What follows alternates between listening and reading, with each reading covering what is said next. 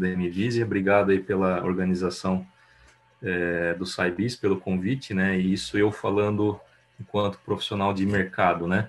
Eu, enquanto mestrando, né, do mestrado profissional em empreendedorismo, é um prazer, né, estar junto e estar ajudando naquilo que a gente consegue, né, nesse mundo pandêmico, trabalhando no home office, mas bastante ativo, por sinal, né? Eu, aliás, creio que esses 15 para tantos meses que a gente vai concluir a pandemia, que vai determinar o que a gente vai conquistar em relação à inovação de mercado, né, e tantos outros desafios que ainda vão surgir para a gente resolver do ponto de vista, agora não mais sanitário, sim do ponto de vista econômico. Então, a ideia aqui é abordar startups, né, os caminhos para essa ambidestria organizacional.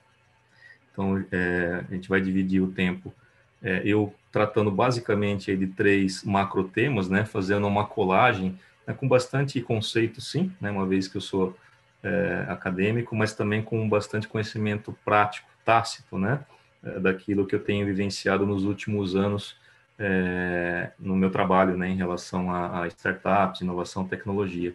E na segunda metade da palestra, né, o meu colega Henrique vai apresentar o contexto aí da empresa, a MVisia, né, a empresa dele e dos sócios, que complementa justamente esse conceito de ambidestria organizacional, né? E aí, os últimos 15 minutos, estamos aí à disposição para perguntas, enfim, para colocações, no sentido de trazer enriquecimento, né, do tema. Na verdade, a gente não tem pretensão de esgotar nenhum dos temas, e sim fazer essa colagem, né? Mais do que inovação aberta, é justamente os desafios culturais, né, que estão presentes, seja na questão do empreendedorismo inovador, seja na questão dos profissionais de mercado do corporativo, né? Então, passando brevemente, né, o meu histórico enquanto profissional, hoje eu sou gerente de inovação na Inventa Consultoria, né, uma empresa, uma consultoria especializada nos temas de estratégia e pioneira no tema inovação. Passei aí pelo Sebrae São Paulo, né, com o projeto Startup SP, né, um programa aí de aceleração de startups em todo o estado de São Paulo, também sendo ponto focal do Sebrae São Paulo no Nova Habitat, participando da concepção do Catalisa, né, do que hoje é o programa Catalisa, mas naquela ocasião tinha outro nome, e também fiz parte de um projeto que infelizmente foi suspenso por conta da pandemia, que é da internacionalização, né, ou composição aí de serviços, né, do Sebrae São Paulo para a sociedade, para o ecossistema. Estive lá em Israel junto com o conselho, junto com a diretoria técnica para formatar isso. E tem outros trabalhos aí pro bono, né, na Fábrica de Inovação de Limeira, que é uma OCIP, no PIP da FAPESP, né, o maravilhoso PIP Empreendedor, coordenado aí pelos professores Marcelo Nakagal, Marcelo Pedroso, do MPE, e também da Ana Patrícia, e entre outros aí.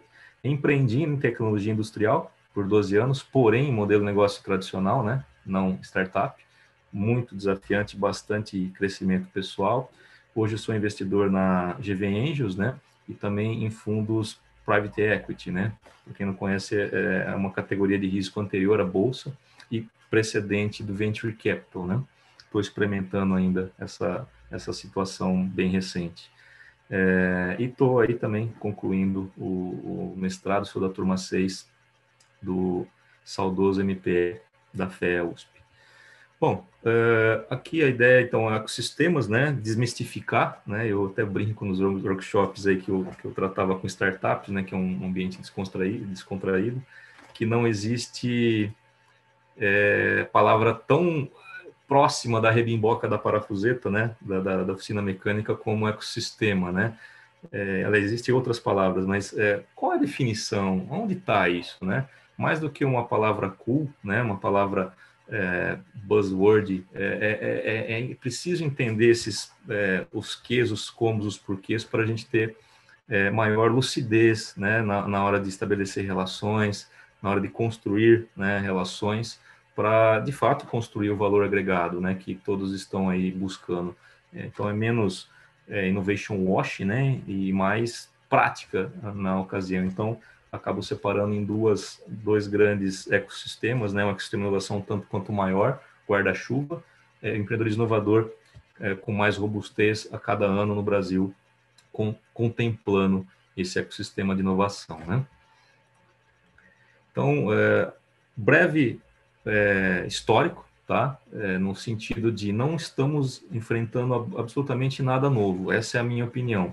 A gente tem sido parte de um grande MVP, né? Ou de uma grande evolução da humanidade que começa há pelo menos uns 3 séculos atrás, no que era conhecido de complexo militar industrial. Ou seja, só 2 grandes atores muito fortes, o governo, né? Basicamente defendendo a questão dos interesses comerciais através do Departamento de Defesa, né? E a gente precisa excluir a questão das balas e cartuchos, aí a parte ruim, né? Dessa situação e entender o que foi, né? O que tem sido o Departamento de Defesa de governos e quanto foi importante essa catalisação, né? Para chegar onde a gente chegou aqui. Então, são basicamente 3 eras, né? Vou passar por exemplos práticos até visuais, né? Porque a pandemia só às vezes no áudio é ruim. Começou aí, né? Em 1700 e tralalá, né? Com essa defesa de interesses de governos, arsenais estaleiros, né? Indústria comercial em tempos de conflito era provocado, era um tanto quanto artificial, mas era o que existia naquela ocasião, né? Então a partir daí você tem um primeiro conflito, né? Uma primeira guerra mundial, e a partir daí surge o avião sendo empregado nisso, né? Então, de novo, queria colocar isso para a audiência, né? Tirando a parte ruim de qualquer guerra, né? Que é horrendo o que acontece em relação à humanidade e extraindo, né? Essas situações, especialmente tecnologias, né? De inovação, para contextualizar onde a gente está no presente momento, né? 2021. Então, essa unidade, né? de voadora, ela começou nessa primeira era, né? Nessa primeira guerra aí. Na primeira era ainda, né? Existiu o começo do que hoje é um manual, é um book, né? A primeira edição foi publicada em 58 de procedimentos cirúrgicos, de procedimento que hoje está em uso civil, né? Então começou nessa horrenda experiência em relação a guerras, mas a inovação trouxe, né? O processo trouxe a inovação e esse registro do que hoje qualquer ser humano aí em países diversos podemos usufruir de qualidade de vida, né? Ou de qualidade hospitalar, né? Também, curiosidade, né? Em 1916 surgiu aí o horário de verão, por quê? Em escassez, né? De recursos, todas né? Os recursos ali básicos orientados para a guerra, então uma inovação, né? Uma percepção do ser humano para com o restante do mundo e a colocação desse artifício, né? Para resolver o problema de guerra, né? Já na Segunda Guerra, né? Que contempla o princípio da Primeira Guerra, da Segunda Guerra e segue, né? Em adiante. O enigma, né? Ou seja, o que a gente hoje vive de cybersecurity, né, ou de evoluções em relação a essa segurança cibernética, começou ali, né, de maneira analógica, de maneira empírica, né, de um lado, né, combatendo o outro, no sentido de informações, criptografia, né, com a máquina que basicamente a Inglaterra liderou. Então, é só para contextualizar, pessoal, essa questão da era, onde a gente está, né? De novo, não é nada novo, né? É uma questão de evolução, uma montagem de Lego, na minha opinião, né? De tudo aquilo que a gente conseguiu produzir enquanto humanidade e sociedade. Passando pelos radares, né? É o que a gente tem hoje de segurança civil, né? Em aeroportos, enfim, coisa do tipo, a gente só conseguiu ter baseado nessas experiências anteriores aí de guerra, de War Production Board, né? A conquista espacial também participou disso, né? E eu queria colocar um elemento muito importante que foi a questão da universidade, né? Ou de universidades, no caso americanas, né? Foi a primeira experiência ali, né, na década de 60, onde, né, a MIT, especialmente, contribuiu com o governo americano para, né, vencer o que foi essa conquista espacial, que na verdade foi uma conquista da humanidade, independente de quem tenha sido o primeiro, né? E isso continua, né, com N países ainda explorando o espaço. A internet também surgiu, né, dessa situação militar, e hoje, olha só, nós só estamos aqui no SciBis, né, eu e Henrique, com vocês, porque foi fomentado, foi desenvolvido e foi escalado essa situação civil, né? O GPS, da mesma maneira, né? Hoje um pouquinho menos, né? Porque questão de pandemia, mas sem GPS, o quanto localização fica comprometida ou mais lenta, né? Em relação à área, né? E a terceira era, né? Que começa ao final aí da Guerra Fria, né? O desinvestimento, portanto, governamental em sistemas de defesa, né? Em unidades de defesa, e o foco na inovação civil, fluindo, né? Capital, fluindo, enfim, todos os outros recursos para esses conglomerados, né? Diversificados que a gente vê até hoje, né? Então, se hoje a SpaceX consegue entregar uma experiência, né, espacial, né, produtos espaciais diferentes, teve sim origem, né, na NASA e todo esse espectro complexo militar industrial, mas seguiu adiante e segue adiante, né, e não vai parar por aí, né? Então essa é a consolidação de ecossistemas para dizer uma coisa só: ninguém faz nada sozinho. Eu coloco os 5 representativos atores, né? Porque a começar por empreendedores, né? Como eu disse, eu já fui empreendedor do meu próprio negócio, continuo sendo empreendedor porque é comportamento, né? O Henrique vai ter a sequência aí da palestra, mas tá ligado com a universidade, a gente tá ligado com a Universidade de São Paulo, né? O surgimento ou possibilidade de surgimento de novos negócios, né? No caso da MVisia, uma empresa consolidada, né? Uma empresa genuinamente brasileira, né? Chamada VEG, que o Henrique pode apresentar. Enfim, fazendo essas conexões necessárias, né? Buscando essas oportunidades que não estão tão prontas assim, né? Diferentemente daquilo que a gente, pelo menos a minha geração, né, entendeu como oportunidade, vai lá, faz uma graduação para você buscar um lugar, né, no mercado de trabalho. E no penúltimo ano da faculdade, eu já estava com o meu primeiro CNPJ aberto. Por necessidade, sim, e não por oportunidade, né, uma situação aí de economia, né, no comecinho do século, eu já entrego a idade, né, mas olha só, a importância dessa conectividade, né, desses 5 grandes atores, e o capital de risco coloco aqui como alguma coisa a ser, né, desenvolvida aí no Brasil, mas já presente, né, seja com investimento anjo, seja com os fundos, né, de venture capital cada vez mais pujantes, né. Então essa é a parte importante aí, né, final da questão do ecossistema, né. Existem pessoas, existem mentores, existem professores, enfim, os papéis se misturam, né? E é importante, especialmente para o empreendedor, né, buscar essas alternativas presentes aí, aonde ele estiver, né? E profissionais, né, do mercado, já empresas consolidadas também, entender que inovação não é algo tão novo assim, né? Conceitualmente, desde do começo do século passado, enquanto o viés econômico, né, ficou distante dessa representatividade desses 5 atores aí, já começa a assumir risco, né, de ficar para trás também. Bom, finalizado esse primeiro conceito, né, esse plano de fundo aí para o final aí da nossa palestra, é importante tocar no assunto de maturidade de startups, especialmente para o público aí corporativo, né, para o público aí de empresas maduras, né, porque quando você fala de startup, né, dependendo o adentramento desse profissional, né, no ecossistema, enfim, a presença dele, dá a impressão que startup é só Uber, Airbnb, enfim, essa aí da Embraer, né, que a gente vai citar daqui a pouquinho aí, que fez, né, a parceria recente, elevou em 2 bilhões o valor de mercado da Embraer. Pô, legal, quando o negócio está pronto, né, ou quando o negócio está desenvolvido. Mas e o antes? Né? E aí a foto das 3 crianças é provocativa no sentido, também, né?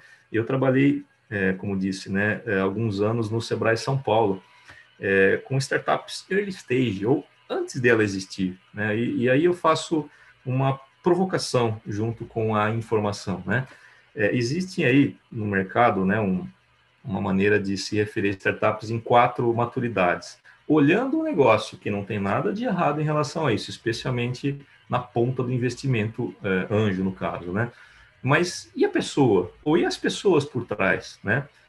E os empreendedores, né? Os potenciais empreendedores do próprio negócio, como eu gosto de chamar, porque empreendedor a gente sempre no sentido de assumir risco, né, em menor ou maior grau, mas e os empreendedores do próprio negócio, onde eles estão? Eles são pessoas, né? Eles têm as suas prioridades, eles têm as suas dificuldades, né? Então, a começar pela sensibilização de que empreendedorismo pode ser uma opção de carreira, não é algo que a minha geração foi meio que adestrada, né? Meio que inconsciente, você só vai empreender quando tudo mais falhar, tá?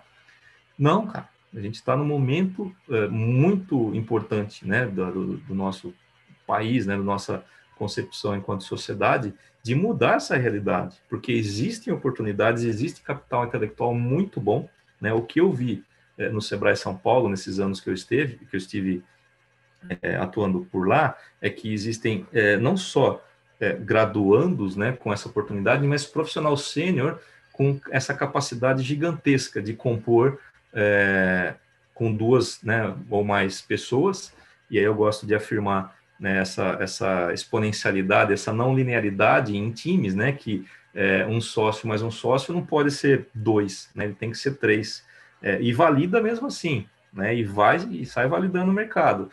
Quando você junta com o terceiro sócio, 2, né, mais 1 não é 3, é 7, né, no sentido de capacidade intelectual. Então, isso acontece muito, né, e cada um com o seu time. Eu já vi startups começando um processo e aí, né, dissolvendo essa sociedade, né, que nem formalizado estava, voltando em mentoria 1 ano depois, com bastante garra. Então, é importante citar esse processo, né, especialmente para quem não é profissional da área, não está atuando tão profundamente, porque o envolvimento, né, e aí eu trago o conceito anterior de ecossistema, o envolvimento de todos, né, enquanto processo de mentoria especialmente, né, eu acredito muito no processo de mentoria pro bono, né, ou mais que isso, o give back, né, de entregar de volta, e nada contra outros modelos que monetizam e tal, é uma questão mais de percepção do todo, né. Ao você ter isso, um profissional de mercado, já que a gente está falando de ambidestria organizacional, né, se aproximar desse empreendedor, né, você não só pode ajudar, mas você obtém vantagens em relação a isso. Que tipo de vantagem? Esse aculturamento, né, essa maneira de aculturar uma empresa, seja individualmente, seja com um colega, e quando você menos vê, pelo menos um departamento inteiro ali da empresa já está completamente inundada, né, dessa vibe, dessa cultura, que acaba sendo produtivo para os dois lados. Aqui eu trago, para complementar, e já para entrar no assunto da ambidestria, ou do público corporativo, essas são as empresas que têm e mantêm, né, estruturas de P&D em Israel, né? E quando você está lá, né, presencialmente, como eu tive a oportunidade de estar, e não existe nada a ser copiado em Israel, é simplesmente uma visão, né, um modelo mental deles, culturalmente, que a gente pode sim aprender, envolver-se, né, estar presente dentro de uma universidade como em Ben Gurion de Negev, né? Você tem a universidade gigantesca, como é a USP, como, enfim, a Unicamp, a Unesp, ou qualquer outra universidade no Brasil, próxima dessas empresas, próximo, né, de empreendedores. E aí toda a catalisação começa a acontecer, né? Parece simples, até né, do ponto de vista logístico. A questão cultural é o maior desafio, né? Seja para um lado, seja para o outro. Então, não é à toa que Israel tem essa alcunha de Startup Nation, né? Porque desde o início do país ele foi provocado, né, para ter essa sobrevivência. E especialmente eu gostaria de trazer o famoso ecossistema, né, para já não mais usarmos ecossistemas como se fosse a rebimboca da parafuseta. Isso é um ecossistema, né, até tirado aí da tese de doutorado do meu colega Daniel, da USP, um framework, né, do ecossistema de software. Então, a startup está no centro, porque ela é o ente, né, mais frágil, é o que mais necessita, mas ele realimenta todo o resto, né? Seja, né, uma questão educacional, né, de universidade, ou de mercado, que é o que nós estamos falando aqui na prática, né, dessa questão da ambidestria, né, e da luta né, por atuar no core junto com as inovações possíveis aí. Então, só para registro, né, perguntar o que é ecossistema. Existem vários atores, inclusive família, né, inclusive a questão familiar do empreendedor, que é um suporte gigantesco, né? Só quem teve um CNPJ, quem teve funcionário, sabe a pressão no Brasil, né, em relação a empreender, e isso não é um desestímulo, pelo contrário, né? Esse suporte é possível ter muito mais que isso, né? Então, entrando para a terceira parte da gestão da inovação, para passar a palavra aí para o meu colega Henrique, a ideia não é esgotar de novo e muito menos ser tão profundo em tão pouco tempo, tá? Mas é pegar frames da gestão da inovação, portanto, o público corporativo, né, as empresas maduras, e fazer a colagem, né, com todo o resto. A começar pela definição de ambidestria organizacional, né, como bom acadêmico, e aí retirado aí de um artigo, eu gostaria de recitar aqui para não cometer erros, né? Então, a ambidestria organizacional tem por base os estudos que analisam a empresa por meio de dualidades contraditórias, de maneira ampla, tais como eficiência e eficácia, inovação radical, inovação incremental, e os conceitos de exploration e exploitation, né? Então, Duncan, em 76, já disse isso.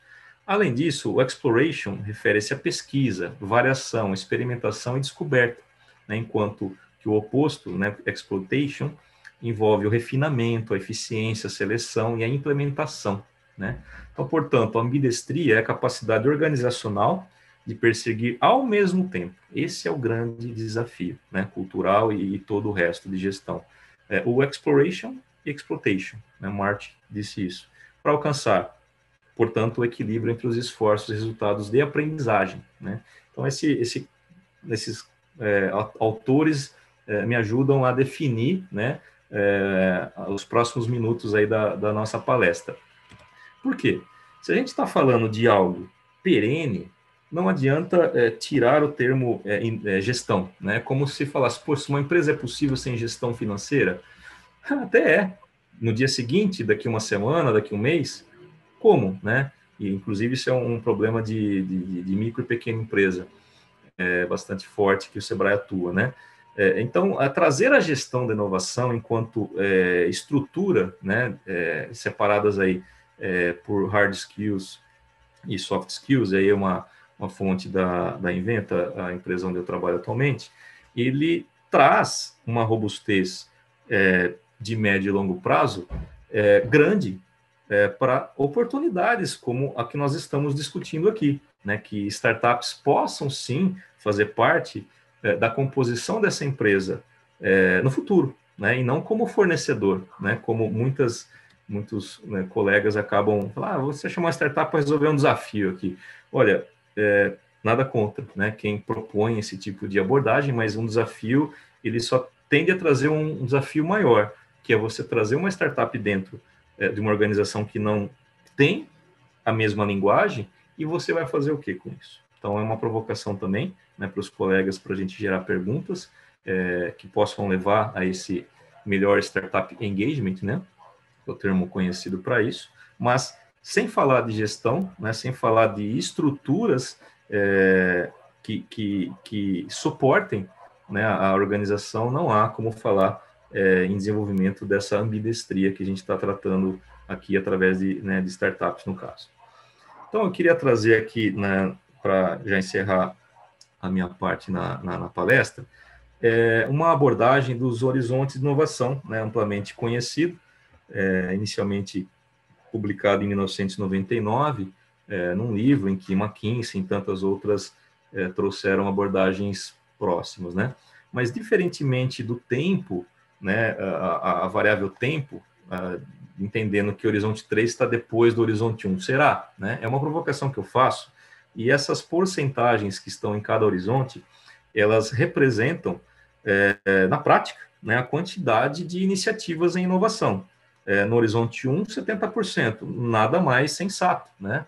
Já que a empresa trabalha no mercado X, né, e com produtos XYZ, atuar, né, no core business, inovando com 70% desses esforços inovativos, né, deixando para o horizonte 2 cerca de 20% e horizonte 3, 10%. Isso quem diz é o Nagy e o Tuff, né?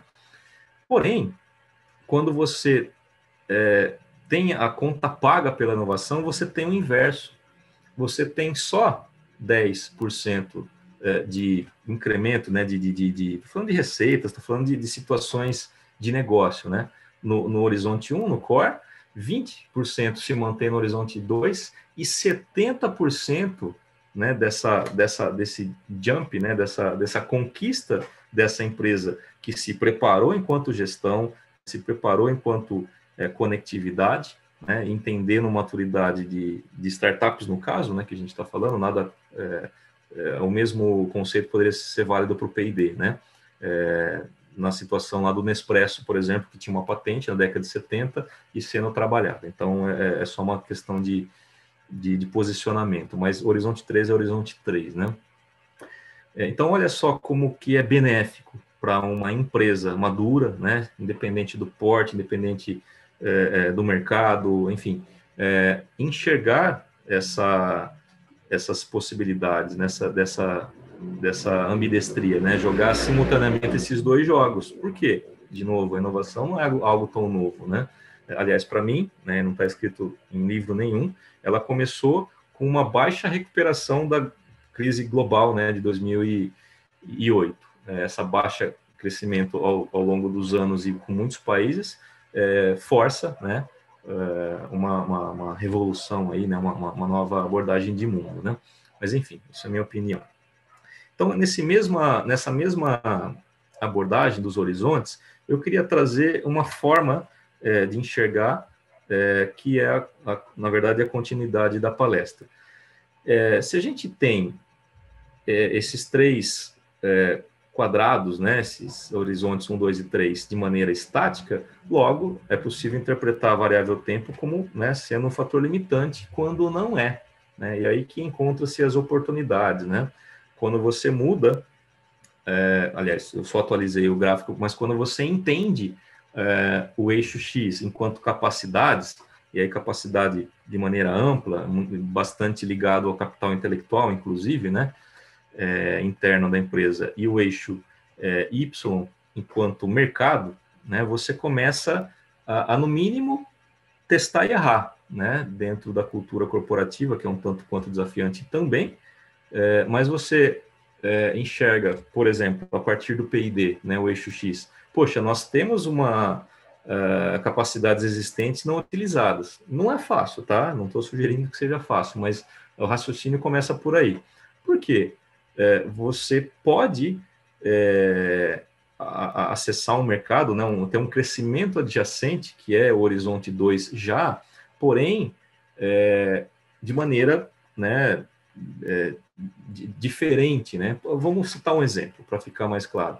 O Uber, né? Muito se fala que o Uber não tem um modelo de negócio que se pague, mas é gigante, enfim, está listado em bolsa e tal. Olha o que aconteceu em pandemia, né? Ela já tinha essas capacidades existentes, né? Ainda não utilizadas, e criou, né? O validou e escalou o Uber Eats, né? Com um crescimento, esse crescimento adjacente, com essas demandas que já eram existentes, porém os mercados ainda não eram interessados pelo Uber, né? Então é um exemplo tanto quanto prático. Vou pegar um outro exemplo, aliás, um bom exemplo é o próprio caso da Mvisa, que o Henrique vai contar, mas vamos pegar um exemplo mais distante, e aconteceu uma semana, 2 semanas atrás, Embraer, né? Já consolidado, né, no mercado de pequenas aeronaves, né? Buscando, né, sua startup, até onde me vem a memória, 3 anos atrás, separou, né, fisicamente e tal, justamente para buscar essa exploração de novos ares aí, literalmente, né? E agora, né, com essas capacidades novas desenvolvidas, junto com, né, uma outra organização, está buscando essas novas demandas, né? Ou está criando, cortando esse mato alto, né, em mercados emergentes, já que logística, né, a questão da mobilidade é um tema latente. Então, são só exemplos de quanto uma empresa ela pode navegar, né, na horizontal em relação ao gráfico exposto e também na vertical de maneira individual, de maneira, né, testando, errando, né, com pessoas ali. E para o lado da startup também, né, entendendo como que, a partir de tendências, né, como que isso pode desbocar lá na frente, entendendo um exit, né, ou uma parceria estratégica, independente do mercado que atua. Então, era essa a visão, né, que eu gostaria de trazer em relação a 3 macro temas bastante importantes em relação ao ecossistema, né, de inovação e empreendedorismo inovador, a questão da maturidade de startups e a intersecção, né, ou a junção de profissionais de mercado, a qual eu estimulo fortemente. Se aproximem de qualquer programa de aceleração, procurem o Sebrae da sua cidade, da sua região, procurem pessoas, né, procurem as comunidades de startups, porque é a partir dessas conexões que a gente consegue, de fato, desenvolver, né, o famigerado ecossistema, a maturidade de startups, e aí nesse conceito das empresas maduras, né, o quanto elas precisam inovar, o quanto elas podem inovar conjuntamente e não individualmente somente, né? Então, obrigado, né, por esse tempo de escuta, né? Eu vou passar a palavra para o meu colega Henrique.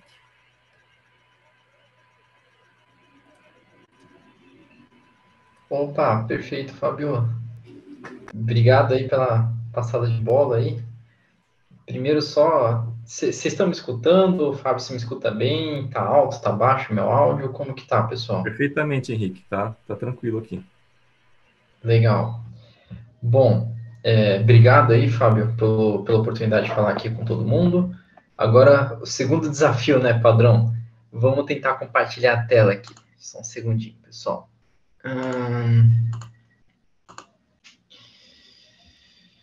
Vocês estão vendo minha tela? Vocês começaram a ver minha tela? Não? Estamos sim, Henrique. Legal, legal. Então, deixa eu apresentar aqui. E vamos lá, pessoal. Vocês devem estar vendo minha tela inteira azul aqui com a capa MVisia, Trajetória e Caminhos. Só mais uma dúvida, vocês veem o cursor do meu mouse só para me guiar aqui? Vemos sim. Sim. Então, maravilha. Pessoal, primeiramente, muito obrigado aí pela oportunidade. Obrigado, Fábio, pela oportunidade de estar aqui falando com vocês. Acho que tem uma galera aí que está nos ouvindo. Eu vou ser sincero com vocês, eu não sei muito bem o perfil exato do pessoal que está nos assistindo, mas eu espero que a história com a qual a gente vai contar seja proveitosa a todos, tá? Eu sei também que acho que tem um link no YouTube, e aí, não sei como que vai ser no final, acho que vai ter uma sessão de perguntas, talvez a gente possa coletar também do YouTube, deve ter talvez alguém assistindo pelo YouTube. Mas, bom, pessoal, eu sou o Henrique, da MVisia. MVisia é uma startup, eu já vou contar mais ou menos a história da startup aqui para vocês. E eu vim a convite do Fábio. A ideia não é que eu conte toda a história da MVisia, até porque eu tenho uma dificuldade, eu sou prolixo, não consigo contar muita coisa em pouco tempo, mas eu vou focar em alguns pontos específicos da trajetória da MVisia, desde quando a empresa mais ou menos começou, e pontuar alguns detalhes legais para complementar um pouco toda essa palestra aqui do Fábio. Eu não tenho a mesma didática, o mesmo conhecimento técnico e teórico do Fábio, então vocês me perdoem caso esteja um pouco aquém do esperado. Mas vamos lá. Essa história que eu vou contar para vocês, elas são três pequenas histórias, tá bom? A terceira parte é o que todo mundo gosta de perguntar agora para a MVisia, né? Pô, como que a MVisia é com a VEG? Então, a gente vai ter um pedacinho para falar sobre isso, porque todo mundo gosta de perguntar. Mas o item 1 e o item 2 eu acho que são essenciais. e espero eu que seja proveitoso alguns detalhes sobre a história. Sem mais delongas, item 1, vamos contar um pouquinho o que é a MVisia, como que ela nasceu, em que ecossistema ela se formou. Bom, a MVisia, pessoal, ela é uma startup que nasceu na Universidade de São Paulo, 2015. Então, para dar o contexto, eu sou formado na Politécnica da USP, engenheiro mecânico. Tinha mais 2 colegas fazendo engenharia mecatrônica na Poli da USP também. E naquela época, pessoal, esses meus 2 colegas, eles eram um ano mais velho que eu, e eles estavam no ano de fazer o TCC, o famoso projeto ali de conclusão de curso, né? E o anseio deles era basicamente, olha, eu era colega deles, né? Basicamente ajudava em algumas matérias complicadas da Poli, né? E aí eles me chamaram, poxa, a gente é um cara inteligente do ponto de vista técnico, a gente quer desenvolver um projeto inovador, a gente não sabe muito bem o que é ainda, eles tinham umas ideias, né? Só que botar a mão na massa, beleza. E nessa época, quais eram os grandes princípios que fizeram a gente ter ideia da MVisia? Bom, a gente quer empreender, nós somos engenheiros, vamos ser engenheiros, né? Na época, para vocês terem noção, estava quase saindo a segunda metade do curso, estava no 4º ano ali da Poli, né? Para quem não sabe, a Poli você não faz em 5 anos, né? Você faz 6, 7, depende do cidadão. Então, eu estava no 4º ano, estava ali um pouco para frente do meio da Poli. E aí, bom, a gente quer empreender, nós somos engenheiros, o Brasil é muito forte no agronegócio, pô, legal, e o agronegócio é um setor muito carente, né, de tecnologia. Então, vamos trazer tecnologia para o agronegócio. E, ao mesmo tempo, nessa mesma época, tinha uma coisa muito na hype, muito na moda, que era a visão computacional. Então, a gente tentou juntar a visão computacional. Por que estava muito na moda? Só para dar o contexto. Em 2012, foi a primeira vez que uma rede neural, formato CNN ali, tinha alcançado uma acurácia, uma assertividade acima de 99% com um problema padrão que o pessoal tentava resolver. Então, a inteligência artificial para imagem, para análise de imagem, que é a visão computacional, ela tinha 3 anos que ela tinha chegado num patamar que estava todo mundo querendo testar. Então, a gente pegou essa ideia, queremos usar a visão computacional, agronegócio, vamos fazer em cima do TCC. Nós achamos na USP diversos fomentos, eu acho que nesse grupo aqui que está ouvindo eu deve ter alguém vincular, alguém no sentido de professor da universidade, alguma coisa assim. Se alguém quiser falar que sim, agradeço aí, espero que sim. E a gente falou, puxa, a gente está na Universidade de São Paulo, tinha programas de fomento, tinha núcleos de empreendedorismo, e a gente se apoiou muito, pessoal, muito, nesse ecossistema. Foi a partir desse ecossistema, por exemplo, que nós entramos num programa da AWC, que era um programa da TIM. Nós conseguimos prototipar, a partir do programa da TIM, um protótipo que dando spoiler, não deu certo, mas a gente começou, né, tentamos. E a gente se apoiou muito nesse fomento e conseguimos ganhar um prêmio Santander de empreendedorismo, que na época nos trouxe da ordem de R$100 mil sem necessidade de equity, ou seja, sem a gente dar nenhuma porcentagem da nossa startup em troca. Foi o prêmio que a gente ganhou, a gente embolsou R$100 mil. A gente falou, puxa, e agora? O que a gente faz com esses R$100 mil? Vamos botar um negócio. Ao invés de a gente dividir por 3 e cada um pro seu canto, a gente falou, não, vamos botar um negócio, vamos para frente e vamos conseguir. Claro que isso tem muito do fomento do ecossistema da universidade e nos fez, em 2016, né, fazer a Tecmuda.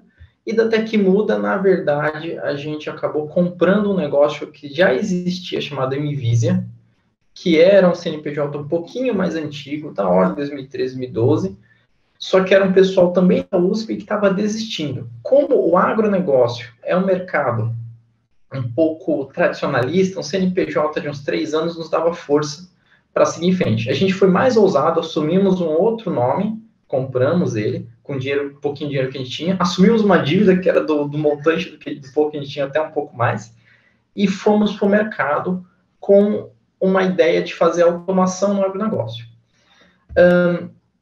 Até 2018, 2016, 2018, houve um período em que a gente conseguiu sobreviver graças a fomentos, por exemplo, da FAPESP também, logo no comecinho. Isso é super importante nesse ecossistema. Sem esses fomentos, sem USP, sem FAPESP, nem sonhe em que a Anvisa seria o que era hoje. A gente percebeu que a gente tinha um problema no nosso negócio, que vai ser o ponto 2 da nossa conversa, que eu já vou explicar. Nós precisamos pivotar o negócio, refizemos o brand da Anvisa. Nossa marca não era essa folhinha, tá, pessoal? Era uma rodelinha. A gente refez o brand ali, mais ou menos, e nós fizemos uma ação bem marqueteira. Nós nos juntamos numa oportunidade com outras empresas e fundamos a Associação Brasileira de Inteligência Artificial, cuja Anvisa tem uma cadeira, a gente tem conselho, faço parte do conselho da Associação Brasileira de Inteligência Artificial. Não existia, algumas empresas queriam fazer, a gente achou a oportunidade, nos agarramos e colocamos nossa força lá. A partir de então, nós passamos por um processo de pivotagem. Pivotar, pessoal, desculpa se eu estou falando uma palavra feia, mas é o processo de trocar o modelo de negócios, tá bom? E aí, nós em 2019, nós lançamos o nosso novo modelo de negócios de smart cameras, num mercado que não era mais o agro, era a indústria, e nós tivemos o nosso PMF reestruturado. PMF é um termo que a gente gosta de falar que é o Product Market Fit, produto e mercado com fit, né? Melhorado. Bom, em 2020 nós fomos comprados pela empresa VEG, 51% da Anvisa virou VEG. Nós enfrentamos a crise e tudo mais, tal, continuamos crescendo, a gente dobrou durante a crise, era uma taxa de crescimento um pouquinho menor que a gente tinha antes, mas ainda assim continuamos crescendo. E agora nós estamos no desafio do CMF, Channel Market Fit, um termo que a gente gosta de usar aqui, e nosso foco agora é alavancar. Então agora, pessoal, vocês já sabem essa historinha, vocês já sabem o primeiro ponto dessa conversa aqui, que é sobre a Anvisa, o roadmap dela. Só reforçar aqui, pessoal, alguns agentes do ecossistema, fomentos da TIM, Santander, FAPESP, esses fomentos são fundamentais. E só lembrando também, né, a Anvisa, ela nasceu em que contexto? No ecossistema de pessoas, de certa forma, empreendedoras, dentro do viés universitário, com fomentos, né, governamentais, por exemplo, a FAPESP, por exemplo, a própria USP, por si só, na infraestrutura dela, também um baita fomento, e com capital, né, por exemplo, no caso, nós não tivemos nenhum investidor até a vinda da VEG. Esse é outro detalhe muito interessante, a gente passou 5 anos, né, como vocês puderam ver, sem capitalizar via investidor. A gente só ganhou alguns prêmios no comecinho, pegamos esses prêmios e reinvestimos na empresa e fomos crescendo ela, até a venda da VEG. Então, quando a gente chegou no dia da venda da VEG, a gente tinha 100% das cotas da empresa, né? Nós, os sócios, tá? Bom, aqui só para reforçar alguns prêmios que a gente ganhou, vocês podem ver algumas coisas bem legais relativo à parceria com o governo, isso daí super ajudou. Então, o ecossistema foi fundamental para nascer a empresa. Claro que depois de um tempo você tem que realmente se virar mais, um pouco mais. E alguns dos clientes aqui que ratificam o poder da Anvisa. Então, pessoal, agora vamos entrar no item 2. Vamos passar aqui uns 10 minutinhos e o item 3 uns 5 minutinhos. Galera, se tiver um pouco rápido, Fabio, se tiver difícil de entender, se dá um toque para mim, que eu estou vendo minha tela, não estou vendo a telinha de vocês. Beleza? Vou deixar. Bom, então vamos lá, pessoal. Nesse processo da Anvisa crescer, nós tivemos que pivotar, como eu falei para vocês, mudar o modelo de negócio. E esse processo de mudar o modelo de negócio, né, busca pelo Product Market Fit, ele envolveu necessidade de inovar e necessidade de melhorar a operação sem tirar o carro dos trilhos, ou seja, trocar a turbina durante o voo, né? E aí, só para dar o contexto para vocês, o que a Anvisa fazia logo no começo? A gente fazia projetos de máquinas, como vocês podem ver, um sistema complexo, grande, aqui tinha quase 10 metros, ó, de uma ponta para outra, tinha mudas de planta que passavam de um lado para o outro, passava por uma cabine, tinha um sistema de visão, ou seja, era um projeto de engenharia extremamente complexo, consequentemente muito customizado para cada cliente. Cada tipo de planta, cada muda, cada fruta necessitava de uma especialização nossa para entender o problema do cliente, então tinha muito nichado em pequenos mercados, tinha mercado que o potencial do mercado no Brasil inteiro era uns 20 milhões só, todo o tamanho de mercado completo. E isso era muito difícil de alcançar. E infraestrutura deficiente. Então, eu não podia vir só com software, porque o cliente não tinha nada. Ele tinha um galpão, mal tinha internet, e energia elétrica tinha que resolver ali na hora. Isso tudo, eu não preciso dizer para vocês que, bom, existiam vários problemas. O que isso nos fez? Levou à seguinte dor. Bom, a gente chegou um momento, próximo de 2017 ali, em que, indo para 2018, que a gente percebeu o seguinte, pessoal, esse modelo de negócio não vira, a gente não vai conseguir crescer e escalar isso daqui. A gente precisa mudar o modelo de negócio.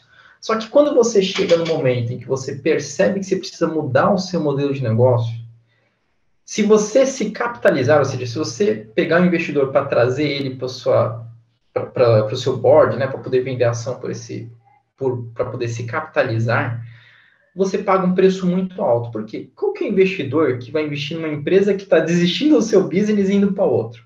Esse é o primeiro ponto. O segundo ponto, mesmo que você saiba que você precisa sair, a grande dúvida é para onde você vai sair? Isso é uma dúvida muito complicada e muito perigosa, pessoal. É muito complicado. Você está no meio do fogo cruzado, todo dia tendo que pagar a conta, caixazinho ali apertadinho. Pô, quando você está no começo, pouca gente, você faz tudo, né? Contabilidade e tal. Então, virou um fogo cruzado ali. A gente sabia que tinha que mudar o modelo de negócio, porém, quando a gente ia atrás de alguns fundos, nosso valuation estava muito baixo. A gente tinha que pagar um alto preço pelo capital para poder sobreviver. E aí, a nossa decisão foi pegar o modelo de negócios anterior, que não era escalável, desenhar um novo modelo de negócio escalável e fazer uma transição de um para outro. Só que a grande dúvida é como fazer essa transição sem capital. E a saída foi gerar inovação e eficiência operacional ao mesmo tempo. Olhar essas duas frentes ao mesmo tempo. Bom, então vamos lá. Como que a gente fez isso? A gente fez isso novamente em 3 steps. O número 3 é muito bom e o Henrique é viciado no 3, enfim. A gente fez isso em 3 steps. Primeiro step, a gente tem um problema, você precisa mudar o seu business. Para onde? Você não sabe ainda para onde. Então, o que a gente fez? Primeiro problema, a gente tinha um problema em produto. Excesso de customização. A grande dúvida é, onde está o valor de verdade? E focar somente nesse valor. Então, a gente tinha um business de máquinas agrícolas, a entrega de valor estava muito ligada à automação projetada. Não a inteligência artificial, de fato. Tinha toda uma automação, a gente fabricava esteira, fabricávamos um monte de coisa que não era o software inteligência artificial, de fato. E aí a gente pensou, a gente tem que ter um business, um produto que valorize esse valor. E para chegar nele, o que a gente fez? Testes e abertura de possibilidades. A gente abriu várias possibilidades, exploramos as novas soluções para chegar na conclusão. A gente gera, o que realmente gera mais valor é a inteligência artificial e a visão computacional. É isso que a gente tem de diferencial, é isso que a gente pode ser 10 vezes melhor que o concorrente. A gente é novo, a gente está junto com o que a tecnologia está trazendo, então a gente tem que entregar isso. Esse foi o primeiro step. Qual que é o segundo step? Bom, não adianta também entregar inteligência artificial e visão computacional para quem não tem uma infraestrutura mínima, para quem não tem nem energia elétrica ou internet direito. Eu vou trazer um software, um notebook, uma câmera, e vai ficar parado, não vai gerar valor de fato. A gente tem que pensar, o mercado enxerga o valor gerado? E aí, bom, aonde está o mercado ideal? A gente foi começar a explorar novos mercados, até achar um mercado que via o valor de fato que gostaria de entregar, o valor de fato que a gente consegue ser 10 vezes melhor que a concorrência. Como que a gente faz isso? Teste com clientes diversos, foco no cliente menos trabalhoso. E aí, esse segundo ponto, vou consultar o Fábio de novo. Fábio, dá para ler aqui os slides ou está muito pequenininho as letras? Não, dá sim. Perfeitamente entendível. Perfeito. E aí, quando a gente olha no viés do mercado agora, quando você começa a testar clientes, um erro crasso e comum de todo mundo. Bom, eu vou pegar os feedbacks negativos dos clientes, testo um negócio e vou me ater aos feedbacks negativos. Não. Se você faz um teste com 10 clientes e, sei lá, um ama o seu produto, 2 gostam, os outros 4 ali acham ruim, não sei o que lá, você tem que focar em quem ama o seu produto. Porque se o cara ama o seu produto, ele é menos trabalhoso, e ele é 10% do sol amostral, excelente. Se eu tiver um mercado grande, 10% de qualquer mercado, é muito bom. Eu pego o cara que amo e eu foco nele, o cara que não vive sem. É esse cara que eu preciso entregar o valor. E os feedbacks negativos? Bom, anota, claro, computa, mas vamos pegar o cara que ama e vamos fazer dele o meu cliente ideal. Até porque isso é bom para mim, bom para ele, entre aspas, bom para todo mundo. E aí a gente começou a entender que a indústria tinha toda a infraestrutura já pronta. Tem energia, tem internet, tem esteira passando produto. O que eles precisam é o olhar inteligente. Tem um produto sendo feito ali passando na esteira. Puxa, então a gente pode agregar. E qual que é o terceiro step, pessoal? Como eu tinha falado a vocês, não tínhamos capital para fazer uma pivotagem 100% de uma hora para outra. E também nós não tínhamos muita certeza se a aposta que a gente ia fazer é muito certeira. Então, olha produto, olha mercado, executa. Como executar isso? Aqui é um desenho, né? As pessoas da nossa empresa.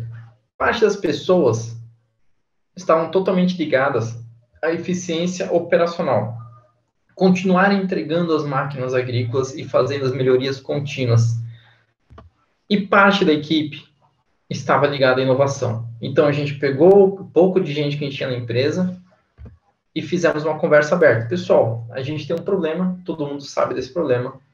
Agora, a gente tem que ser francos e abertos com todo mundo. Visão e direcionamento abertos. Acabamos dividindo, entre aspas, a empresa. Criamos, entre aspas, uma ambidestria estrutural na empresa. Parte da empresa focada na eficiência operacional, parte da empresa focada na inovação. Claro, para isso dar certo, a gente teve que fazer um equilíbrio de forças. A princípio, o pessoal que estava ligado à inovação, para eles não se perderem muito no mundo, o chefe deles é alguém ligado à eficiência operacional. E parte da equipe da eficiência operacional tinha que ter um tech lead do time de inovação. Isso fez com que os dois times conseguissem manter a subsistência da empresa, né?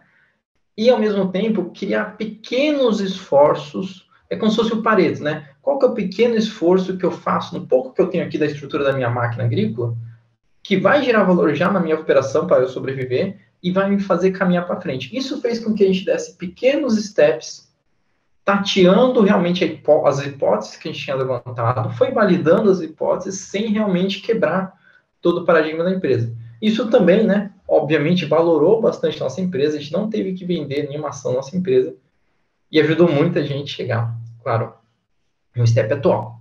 E aí, pessoal, quando a gente olha isso, na Imvise, a gente usa uns jargão aqui, acho que eles não são muito bons, mas é o jargão nosso.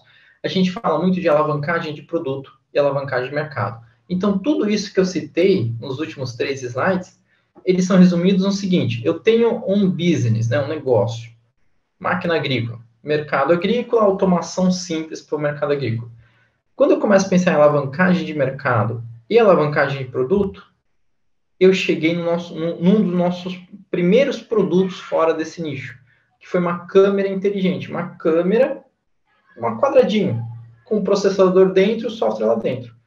Nós vendíamos para a indústria já tem toda a estrutura, só coloco minha câmera ali, o software está lá rodando, gera os dados para a indústria consegue consumir dados, a agricultura já é um pouco mais difícil, tem vários ciclos que tem que passar, claro. O mercado agrícola é um mercado excelente, potencial enorme, mas para o nosso caso, a gente tinha muita dificuldade de já passar todos esses steps. O cliente tinha que fazer uma jornada muito longa com a gente, né? E aí, só lembrando, step 1, step 2, step 3. Então, pessoal, essa daqui é o que a gente chama muito na Invise, alavancagem de produto, alavancagem de mercado. A gente fez isso, pivotamos, e a partir desse processo que a gente aprendeu de pivotar, a gente fez disso um pouco do nosso negócio. Então, hoje, na Mvisia, eu tenho um software chamado Mvisia Edge, que roda dentro da câmera. Esse software, a gente começou a olhar dentro do mundo das linhas industriais e das câmeras industriais, pensando, pô, já que eu vendo essa câmera para eles, eu vou fazer uma alavancagem de produto, vou começar a vender uma câmera mais barata, vou começar a vender um processador aqui. Então, é sempre nisso, alavancagem de produto, alavancagem de mercado. E disso a gente fez a Mvisia. Então, se eu vendo, um exemplo simples, né? Se eu vendo caneta para papelaria é meu mercado, caneta é meu produto. Eu posso começar a vender caneta e caderno. Eu começo a vender mais dentro do mesmo mercado de papelarias. Mas já que eu vendo caneta e caderno para papelaria, agora que eu tenho caderno, eu posso vender caderno, sei lá, para uma banca de jornal, para um outro mercado que consome caderno, posso vender caderno direto para, sei lá, para escolas, fazer uma revenda direto, vou abrir meu mercado. E hoje em dia, praticamente a gente fez desse trabalho, né, de abrir sempre essa ambidestria de olhar, um pouco do nosso processo de criação de produtos e mercados. Então, hoje a gente tem uma solução baseada em câmeras, rodando localmente em hardware. A partir disso, a gente pensou, pô, já que eu tenho um software aqui, a gente tem um software hoje que roda na nuvem, e a gente consegue prestar serviço SaaS para hardwares de terceiros, de outros clientes. E aí foi um pouquinho da dinâmica da MVIS. Bom, pessoal, para fechar, eu sei que está prometido 6h45 para a gente fechar aqui, vamos estourar uns minutinhos, tá bom? Tudo certo até agora, Fábio? Dá para enxergar a tela, ouvir claramente os pontos que eu falei? Tranquilo, fantástica trajetória, mas deixemos para a audiência, né? Perfeito. Bom, eu vou tentar consumir só 3 minutos aqui. Eu estou cortando muita coisa, pessoal. Cada um desses 3 temas dá para a gente falar 1 hora. Então, eu peço perdão que esteja um pouquinho atropelado as informações e os pequenos ensinamentos que eu estou sempre aprendendo aí. Mas vamos lá, né? E agora em Invisia com a VEG? Bom, a VEG é uma grande empresa brasileira do setor industrial. A VEG ela preza muito pelo desenvolvimento interno das tecnologias. Isso é um dos fatores pelo qual a Invisia, né, é a única empresa praticamente que fabrica smart cameras e software de visão situacional totalmente nacional. A gente tem manufatura no Brasil, a gente tem desenvolvimento de software no Brasil, é tudo da Invisia. E a VEG Digital é uma estratégia da VEG como indústria. Para quem não conhece, a VEG é uma indústria de motores elétricos tradicionalmente. Claro, tem outros dispositivos, mas o carro-chefe da VEG é motor elétrico. Digamos assim, um equipamento industrial bem tradicional, bem padrão, né, da indústria pesada. E a VEG, ela tem como concorrentes, por exemplo, Rockwell, ABB, Siemens, acredito que todo mundo já tenha ouvido falar da Siemens. E essas empresas, elas estão sofrendo, o mundo está sofrendo essa transformação digital. A VEG, não menos do que os outros, também sofre essa necessidade, o próprio mercado da Bolsa de Valores, né, valoriza isso, e a VEG abriu uma divisão, assim, não diria uma divisão, mas diria uma divisão, assim, peço perdão a palavra, né, voltado para soluções digitais, em que ela tem hoje, né, 4 empresas que foram compradas, o controle nos últimos 2 anos e meio, se não for a memória, e também uma solução VEG-Node, uma solução feita pela própria VEG, que está nesse guarda-chuva, e cada vez mais vai somando essas soluções, né? E a VEG Digital tem um diretor da VEG que gerencia, digamos assim, esse grupo de empresas, né, digitais da VEG. A Invisia é uma delas, né? E a Invisia, junto com a VEG, às vezes o pessoal pergunta o que mudou, né? Bom, além da Invisia agora trabalhar capitalizada, como vocês devem ter entendido, a Invisia, a gente sempre trabalhou muito enxuto, muito no sentido de que, cara, a gente só vai pegar... A gente tinha uma frase seguinte, a gente só vai pegar R$1, só vai pegar um dinheiro de fora, quando a gente tiver certeza que eu sei gastar R$2. A gente tinha essa filosofia, só vou pegar R$1 quando eu souber muito bem como gastar 2. Porque, senão, é ineficiência, né? A gente, meio engenheiro, tem uma certa paixão pela eficiência e isso faz com que a gente goste dessa frase. Mas, enfim, hoje a Invisia é uma empresa mais capitalizada, a nossa missão mudou, não só desenvolver tecnologia, mas agora, mais do que nunca, crescer, né? Ainda mais a gente cresceu. Junto com a VEG, algumas coisas que mudam, né? A marca VEG ajuda muito, a Invisia, os canais da VEG, né? Os canais de atuação da VEG, que é o que eu falei para vocês do Channel Market Fit. Hoje o trabalho da Invisia está muito vinculado. A gente tem um processo mais ou menos de ambidestria, que nem eu falei para vocês, de produto e mercado, que a gente usa muito na Invisia hoje em dia. A gente tem uma outra dualidade para canais, que é mais ou menos dentro do universo de comercial, mas que, se eu fosse explicar, acho que ia demorar mais mínimo uns 15 minutos, então acho que fica para uma outra conversa, se houver. A gente tem um processo também XY de análise de canais, e com a VEG a gente consegue trabalhar isso muito bem. Trabalho de expansão geográfica, né, não só no Brasil, mas também fora. portfólio de aplicações, claro, usando aquela metodologia que eu expliquei para vocês que a Mivisa trabalha, e parceiros e chaves especiais que a gente chama que são, existem alguns players, também clientes web, que são muito especiais, em que a gente consegue entrar como se fosse um OEM, né, fazer um trabalho, a gente faz um desenvolvimento customizado, mas digamos assim, construir toda a geladeira, sei lá, Electrolux quer lançar uma geladeira que tenha uma câmerazinha com inteligência, vale a pena fazer um desenvolvimento específico para Electrolux, porque vai sair toda geladeira de fábrica vai sair com uma câmera MVISIA. Então, esses daqui são os parceiros de chaves especiais, e mais ou menos assim é como a MVISIA tem trabalhado sua expansão. Pessoal, é isso. Eu acho que eu tentei cumprir aqui a agenda dentro do horário.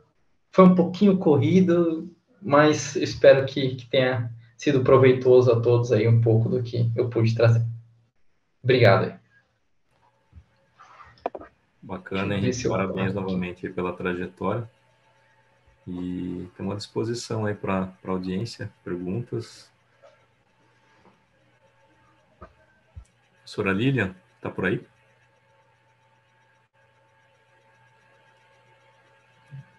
Acho que ela está mutada. Ui, desculpa, Fábio. Fábio, não temos perguntas na live do YouTube. Aí repassa as perguntas para o pessoal daqui, da sala. Muito bom. Eu sei de uma pergunta que a professora Lilian poderia fazer, baseada em Venture Capital. Fala que responda. Você não perguntaria para o Henrique, não coçou a mão de arriscar um pouquinho? Aí ele já explicou um pouco da cultura, né? Que surgiu a MVISIA, né? Do não pegar um se não souber gastar dois, mas baseado, né, no conhecimento seu da magnífica aula, né? E é magnífica mesmo, muito boa, profunda, né? A disponibilidade de capital está aí, né? Não faltou conexões na ocasião, o ecossistema era diferente em 2012, 2015, na USP, né? Olha quanta coisa mudou, né? O que poderia ter sido diferente para a Venture Capital, né? Sem dúvida. Nós ainda estamos tá melhor, né, do que já foi, mas ainda temos muito a construir, né? E como apoio para startups, né? Como a do Henrique, da dos sócios dele, que vamos falar, né? Garrudos, né? Com bastante garra, conseguiu construir um fluxo de caixa e crescendo aos poucos ainda. Perfeito. Ô, Fábio, se me permite só comentar um detalhe, né? Claro, né? Sendo franco com vocês, hoje, o Henrique de hoje, ele tem muito mais segurança, talvez, né? Se eu pudesse voltar no passado com consciência, ter acelerado algumas coisas, claro, com capital. Mas também existe o processo de maturidade da própria equipe e fazia também um pouco parte da nossa cultura, né? Se vocês pararem para pensar, era um grupo muito homogêneo. Por exemplo, eu e meus dois sócios, quando a gente começou, éramos 3 engenheiros, 3 homens engenheiros da Poli, e uma coisa que ajudou o nosso time a conseguir enfrentar os desafios foi uma casca, né, no sentido, olha, a gente sabe que nós não somos os sócios ideais para tocar uma empresa, porque a gente é muito homogêneo, a gente é muito novo, e a gente tem que ter humildade de entender que a gente não pode subestimar os desafios, por menor que seja. Talvez essa casca, obviamente, impediu a gente de dar uma acelerada um pouco maior em alguns pontos, com certeza, mas, assim, não dá para contar toda a história, mas com toda certeza ela ajudou muito a gente a se livrar de algumas enrascadas e fez com que nós, no primeiro negócio, dentro da universidade, eu comecei, estava estudando ainda, estava lá sofrendo para não reprovar em termo, né, e vendendo máquina. Então, isso também, acho que por outro lado, fez com que a gente conseguisse criar uma cultura de um pouco sustentável, muito baseada na eficiência, né, mas um pouco sustentável. Então, é difícil ponderar, né? Tem o lado ruim, o lado bom. No peso da balança, particularmente, claro, tem sorte, mas eu diria que eu tenho certo eu gosto do resultado final, né? Com que a gente chegou até aqui, o que chegamos até aqui, acho que foi bom, foi positivo de modo geral. Legal. E eu tenho uma pergunta, Henrique, se você me permite.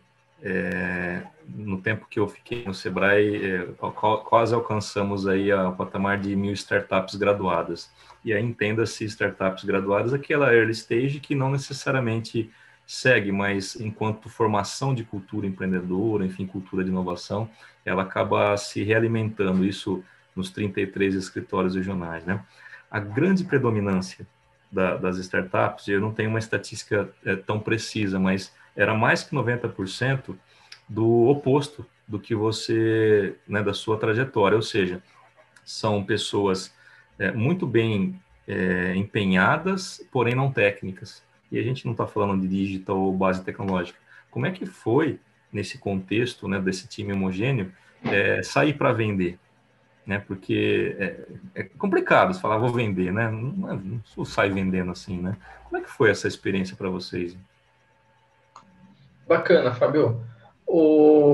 Acho que tem alguns pilares, né? Claro, de modo geral, muita tentativa, muito erro, né? Obviamente, e aí um processo de aprendizagem um pouco cíclico. Mas, de modo geral, logo no começo, nós três começamos sozinhos, nós três, praticamente, startup, né?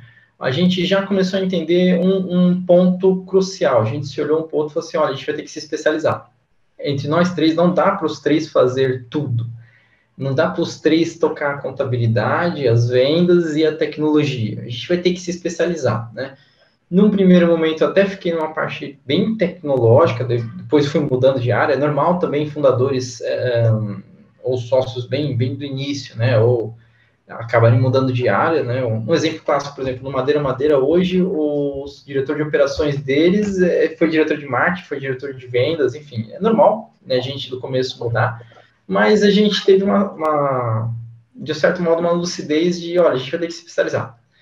A especialização ajudou muito a gente, não fui eu, foi o Fernando Veloso, a ser dedicado em vendas, por exemplo, um de nós três. É a base fundamental. É vendas, operações e administrativo. É a base fundamental, né? Sorte que a gente era três e, em geral, três áreas bem cabidas. A especialização foi um dos pontos chaves, tá, Fábio? Claro, tentativa, erro, tudo mais. E acho que um dos outros pontos chaves logo no começo foi a gente buscar ajuda. A gente sempre buscou muita ajuda, principalmente da comunidade. A Universidade de São Paulo, por exemplo, que a gente estava inserido logo lá em 2015, 2016, assim como outros infinitas universidades e núcleos, tem sempre gente muito capacitada ao seu lado. E a gente foi muito na especialização, busca por ajuda, e não teve muito além desse feijão com arroz das primeiras vendas. A gente conseguiu fazer uma venda razoável para a gente na época, logo em 2016, lembro que foi uma maquinazinha ali que era uns próximos de 80 mil reais. Isso deu um baita gás para a gente logo no começo, que a gente já começou com uma dívida também. E aí, junto a isso, tentamos sempre focar em parcerias, porque a gente entendia nossas fragilidades, isso é importante para qualquer empreendedor, entender suas fragilidades, né? Apesar de que as parcerias em geral não deram certo, mas elas nos ajudaram muito a entender, aprender sobre isso. E, claro, o estudo também. Estudo todas as áreas, vendas, operações administrativas, tudo isso daí tem livros, tem estudo, né? Você tem professores super bem qualificados. Enquanto você é estudante, a vantagem de estudante, pessoal, uma das grandes vantagens é a seguinte: eu, então, que estava no quarto ano ali, aí você tem o quinto, tem o sexto ano, né? Mas o professor universitário, em geral, quando você sai da universidade, ele é uma peça muito cara, muito difícil de ser acessada. E a gente tem que valorizar isso. Quando a gente é estudante, a gente esquece isso, né? Mas a gente tem um acesso gratuito a certos recursos, ferramentas, fundamental. E com certeza a gente, talvez de um certo modo, aquela paixão pela eficiência, a gente vamos exaurir o máximo que a gente tem de recursos aqui, o que tem de parceiro, e vamos para frente. Acho que, de modo geral, manuseia como que a gente conseguiu sair um pouco desse grande desafio, que com certeza era um desafio que a gente não tinha expertise. Legal. Aproveitando os minutinhos finais que a gente ainda tem, qual foi o papel, com detalhes do que você conseguir contar, do núcleo de empreendedorismo da USP, os mentores, essa relação que você teve ali? Legal, Fábio. Olha, networking com certeza, mentores, né? Porque a gente tinha na época, hoje acho que mudou um pouquinho o NEO, mas o núcleo de empreendedorismo da USP, na época, era um ambiente muito mais bagunçado, mas ao mesmo tempo a gente tinha duas coisas que pesaram muito para a gente. Tinha outras startups, outros grupos de pessoas querendo lançar startup junto com a gente.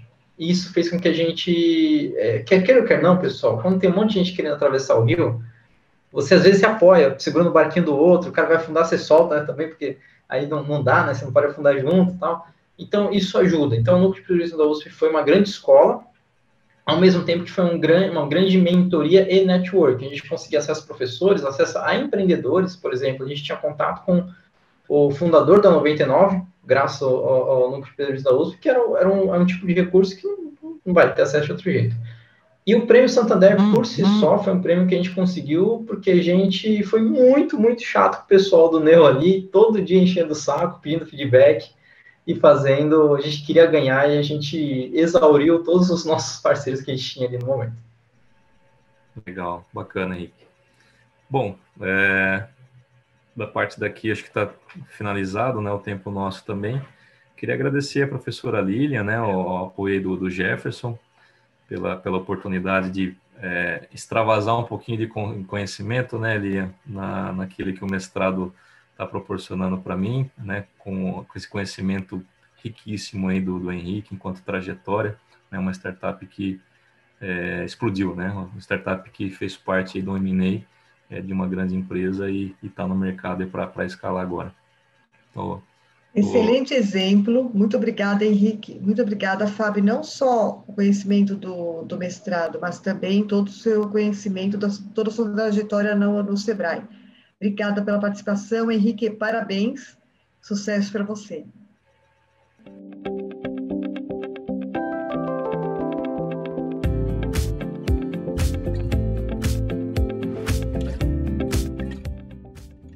Poder fazer escolhas significa conquistar um dos maiores desejos da humanidade, a independência.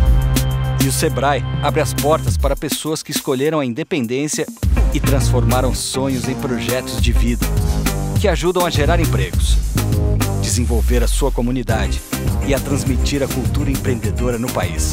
Um lugar onde todos têm liberdade para escolher, inclusive escolher empreender. Sebrae, a força do empreendedor brasileiro.